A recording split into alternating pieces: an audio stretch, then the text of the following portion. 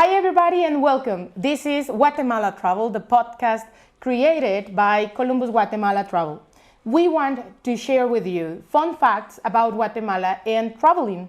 Of course, we know that there's a lot of curiosities around traveling to a destination that it's like minimum known around the world. So this is what we want. We want to share with you fun facts and interesting things that you must know before coming. Let me just introduce you. Myself, my name is Caterina, and you can call me Katy. So we have today an expert tour guide, which is Esteban. It's all right that we call you Esteban or ET. What do you prefer? Well, in reality, people know me. Well, my name. Great to meet you, everybody. My name is Esteban.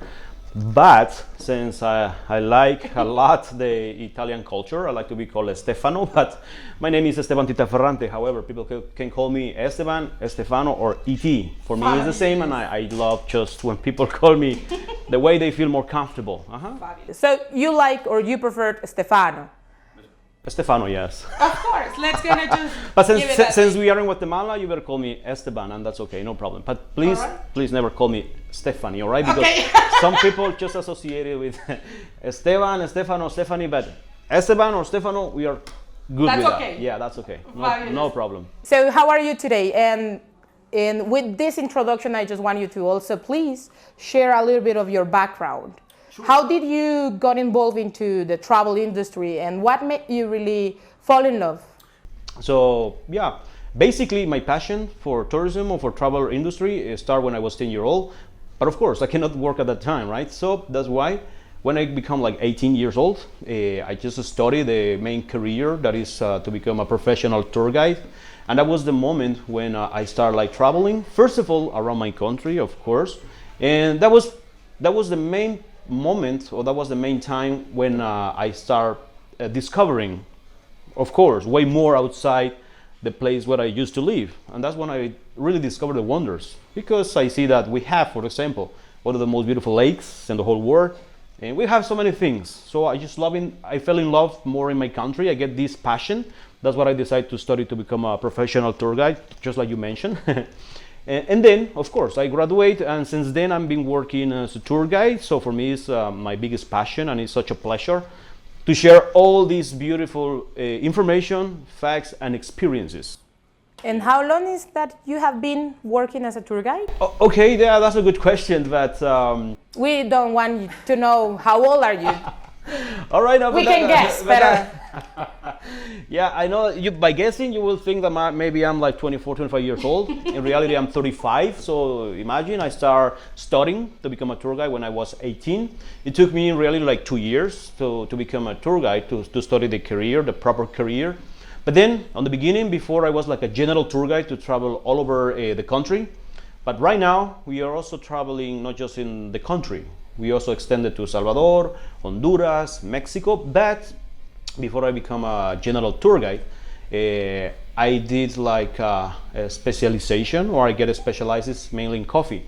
Because when I realized that in Guatemala, we produce one of the best coffees in the whole world by many reasons. It's really good coffee, good quality. It's not just the coffee, it's everything that is involved with, the process, the people, and the beauties. And I mean, it's the whole thing that is really involved in the whole activity about coffee. I get crazy about that. I just saw the importance, and that's why I really go very deep into the coffee world, or the coffee, let's say, science. So it took me almost like 2 years. And then I was working let's say, in a very nice like coffee plantation, like doing the coffee tours. But I was farther than that. I was also like making questions, and I was also some kind like having a real experiences with the real people who come from different places to this place, working on the coffee harvest. Workers. Yeah, we call them like pickers. So they call when I talk about this group, is people who come from different areas to come to recollect or to pick the coffee beans. So that's what I'm saying, very deep into this, because I was really deep in the plantation, speaking to these people, having different experiences to see how these people also, who every year work in the same, how they fell in love with what they do. So I was sharing the same kind of like passion, the same love. That's why I took like 2 years to get my specialization mainly on coffee. And then after that, well, I start just doing like the general tour guide all over the country. Fabulous. Thank you so much, Esteban. So now that we have a little bit more knowledge about his background, Esteban is here especially because we want to know Guatemala better. So why don't we start with, the basic stuffs? Sure. Let's say that the name comes from the Nahuatl Maya name when Spanish first arrived. Well, before the Spanish arrived into Guatemala, they first arrived in Mexico, 1519, and then they officially arrived into Guatemala, 1524. So when the Spanish conquistadores back in 1524, they asked the local Mayas from Guatemala, what's the name of this beautiful place? They just say Coatemalan, all right? That they can some sort of like cannot pronounce very well. Let's say the pronunciation. That's why they say Guatemala. That's where the name of our country comes from. However, the etymology or the meaning of Coatemalan, which is the real name or the original name, and then translated into Guatemala, the meaning is land of trees or place full of trees. Because everywhere you go, from north to south, east to west, the place is always, with a lot of vegetation. We have jungle, forest, and it's so beautiful. That's why the name of our country. Wonderful. Thank you for that. And let's gonna share also the location. Where is Guatemala? Okay, the geographical location.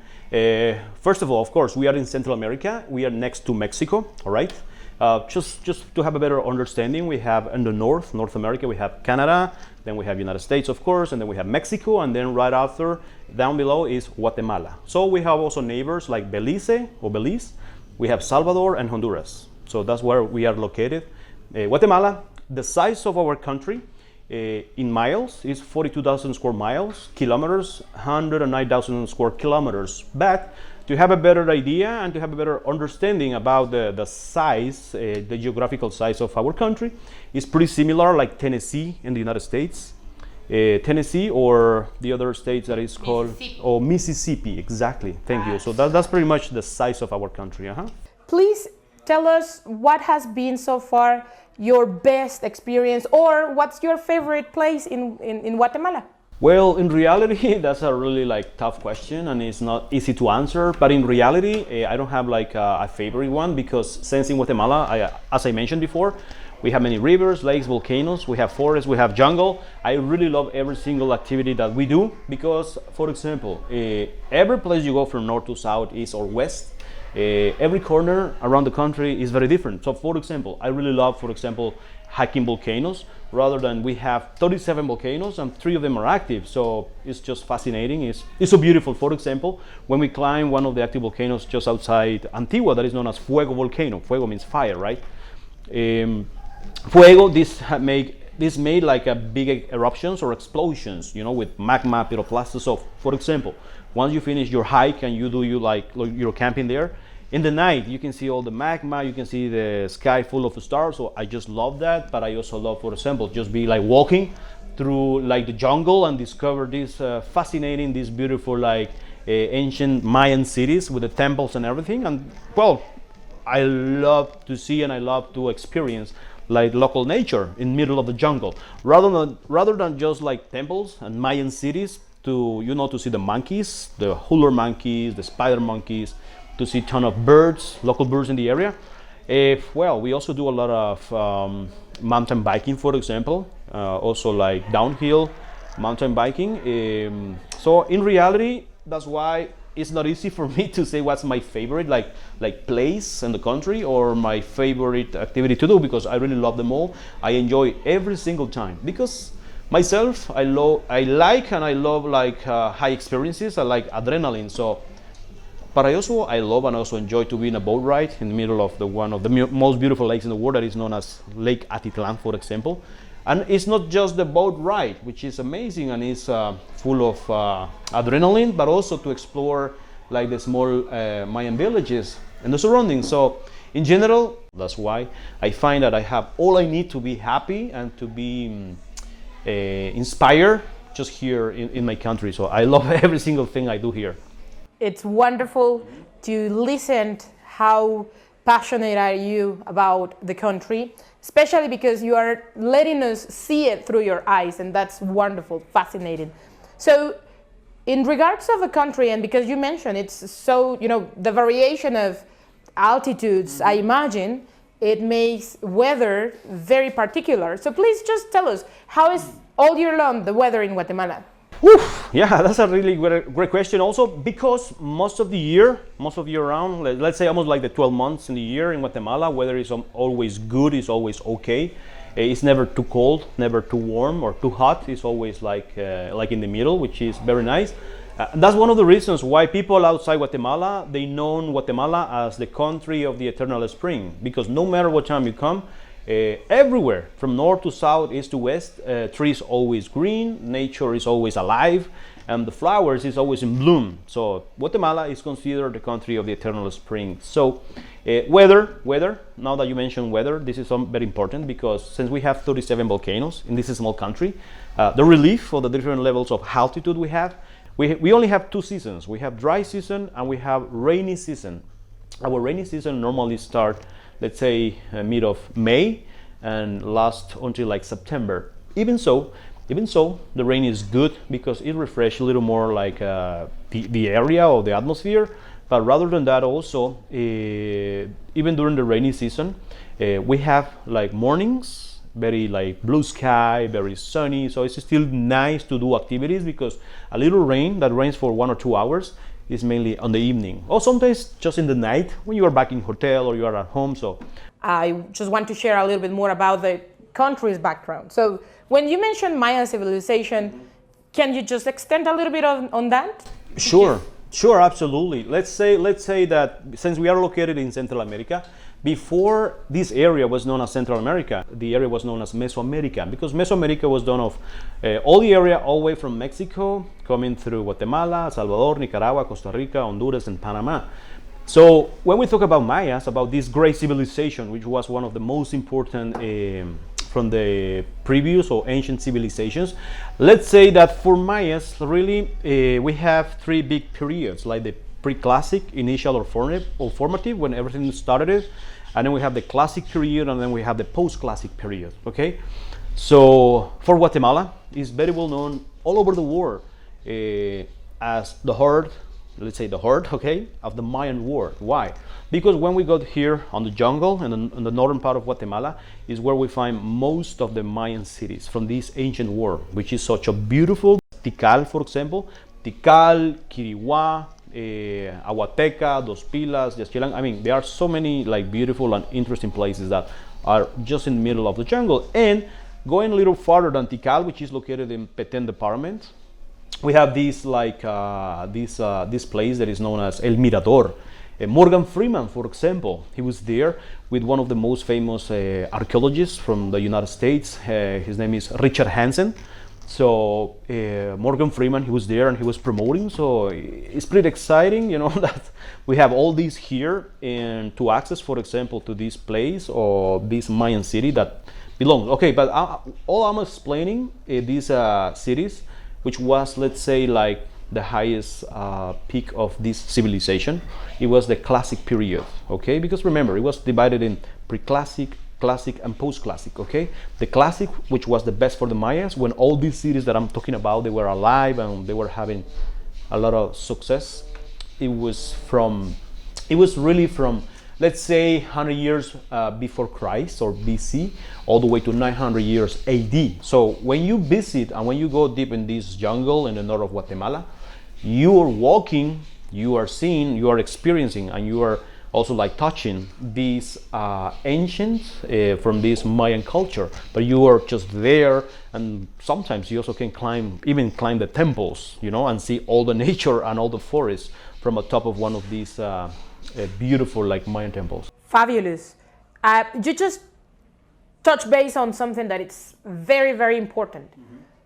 So we get this news about Guatemala outside the country that it's dangerous. Mm-hmm. So safetyness, of course, is, you know, the main interest on when you are traveling. So we know that there is little information about Guatemala that you can really like rely on, and the majority of people, or the majority, have this feeling that Guatemala is dangerous. Well, if you want like my personal opinion or my comment about safety, Remember, I started studying when I was 18 years old. Well, now I'm 35 years old. I've been working in tourism for 14, 15 years, and never ever nothing happened in terms of safety or security. So every single time we took a trip or we took a tour, it's always very safe. But the best way to know about this is listening from the travelers. They come from other countries. When they find, for example, comments like in TripAdvisor or different like pages that they can find information, that's how they finally realize that the information, the wrong information that they find about Guatemala is not really the truth. I mean, you know, but of course, I'm not saying that it's 100% safe and everything, but like every country in the world, for example, I hear from different travelers, like even like in Paris is have a few, you know, difficulties. If Italy, France, even, you know, I mean, different places, but Guatemala, most of the places that we travel or we go or we visit, they are safe because our golden rule, at least for the company we work for or we represent, which is Columbus Guatemala Travel, we have 3 simple rules: safety first, safety second, and safety third. So that's why we always warrant satisfaction and happiness, of course, but then the most important is the safety. So every single drive we do or every single tour, even if we are hiking a volcano, we are doing a biking tour, or we are doing like kayaking, we always use the best equipment. We always use you know, always like professional tour guides with the credential, with the license. All the cars, for example, always they have insurances. It is good, and I can tell you, I've been working for 14, 15 years already in the industry, and I never ever heard like these kind of problems of safety or security. Yeah, it's a safe place, it's beautiful, it's nice, and it's a very unique place to visit. Yes. And so just to, you know, complete our podcast today, pretty interesting things that we have to mention and fun facts. Let's say, for example, when travelers come, is it accessible? Is it easy to go through from point to point? Do they have like alternatives? Sure, absolutely, yes. Well, when we talk about accessibility, remember, it's pretty convenient, pretty easy. That from Houston, Texas, or Miami, I just hear it's 2 or 3 hours flight, so it's very, very easy, very close, I'll say. Once you are in the country of Guatemala, in the main capital, for example, the city where I'm located, which is Antigua, is only 45 minutes drive, so it's pretty easy. The road is like almost perfect. There is no problems. I mean, it's easy access. Normally, majority of travelers, they use Antigua as the base, right? So first destination. So you see how easy it is, because you come 2 hours flight, arrive or land at the international airport in Guatemala. It's 45 minutes drive from the airport to Antigua. It's pretty easy, no complications at all. Then, for example, if you want to go to the Pacific coast, which is Black Sand Beach, because it's like the end of the slopes of the volcanoes, it's exotic, it's beautiful, and between April and May, there, for example, every year they do like a tournament for surffish. It's a worldwide like activity, and it took place here in our Pacific Ocean, which is beautiful, but also a lot of people go there for surfing. But I'm telling you this and I'm explaining this because from Antigua, where we are, or Guatemala City, is only 1 hour drive to this Pacific side or the Pacific Ocean. It's pretty easy, pretty convenient, so no problems. Again, road is nice, in good conditions, good shape, good infrastructure. And then, for example, again, if we are in Antigua, Guatemala, and you want to go to Lake Atitlan, all right, it's only like 2 hours and a half drive, same.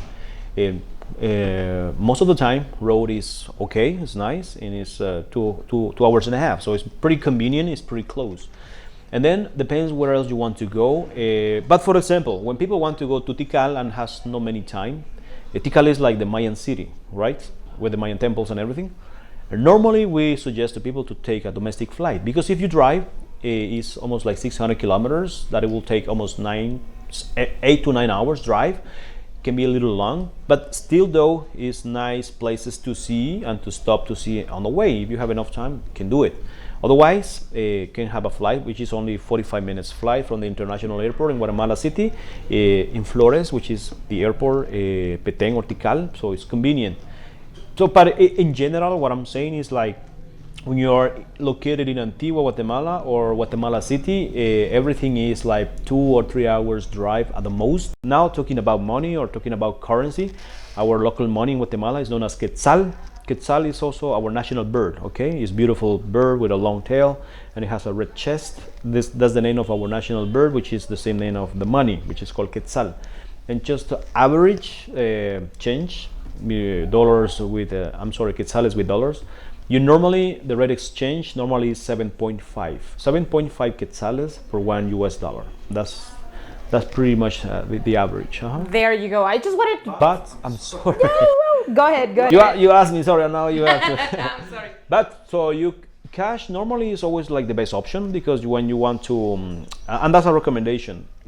For you to buy an ice cream, a coffee in the streets, or a little souvenir, it's better if you really have like local money, small money, change. But most of places they also took the US dollars. But it's good. The recommendation is to have a little local money. But also everywhere people accept like US dollars, that's no problem. And also most of the places people accept also like the credit card. So you can use your card, you can use your plastic, and there is also ATMs like everywhere you go, so that's not a problem with that. It's very easy. Fabulous. I just thought it's important to mention because people believe that Guatemala has very poor infrastructure or not accessible to ATMs, banks, and all that. But our system, it's really developed. Sure.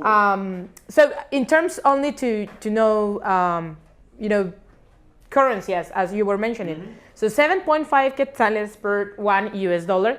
And you were just mentioning about souvenirs and have a little cash in quetzales. Mm-hmm. I was just gonna mention or add to that before traveling, before coming to Guatemala, it's also good for you to prepare that's what I do. That's honestly just what I do, like a checklist of clothing to wear, because we are a tropical country. Our weather is very tropical, as Esteban already shared with us. So sometimes people bring more than what they need, and it's kind of probably can make it uncomfortable. So for you to have the best experience, like 2 weeks before, you can make your checklist, bring accurate clothing and shoes. So because we are actually filming this in Antigua, Guatemala, please, and just for your protection, bring 2 or 3 pair of shoes. It's good to keep it in mind, because a lot of people think because it's tropical, I can just wear sandals everywhere. But then you get the surprise that Antigua, for example, is a cobblestone street. So will be kind of comfortable if you have closed shoes, that's all. And if you're climbing a volcano, of course, there's a lot of people that takes on sandals. But the best for you, just for your own protection, is to have or wear closed shoes. There you go. So about the fun facts, I think we have covered all. Mm-hmm. Anything additional that you have in mind that you wanted to share? No, yeah, maybe to finish, just you were mentioning the infrastructure, like every single place we go, there are so many beautiful places, different hotels, so in reality everything is smooth and easy to do, and we can do it in different levels, right? Like basic, medium, or very high, luxury, all kind of activities. So we really have all what we need in Guatemala to provide any kind of great, beautiful, and unique experience. Thank you so much, Esteban. Really, thank you for coming today, sharing with us, and thank you for being with us. Also, if you have any recommendations, questions, if you want to, discuss about a specific topic, please let us know. You can send us an email, or you can contact us through our WhatsApp. It's 24/7. So anything you have and you want to share it, tell us. Thank you once again for being with us, and stay tuned because we're going to continue giving you more information about Guatemala and traveling, and of course, extend our knowledge about traveling in general. Sure. Thank you for everything, and stay well. Okay. Keep enjoying. Bye-bye.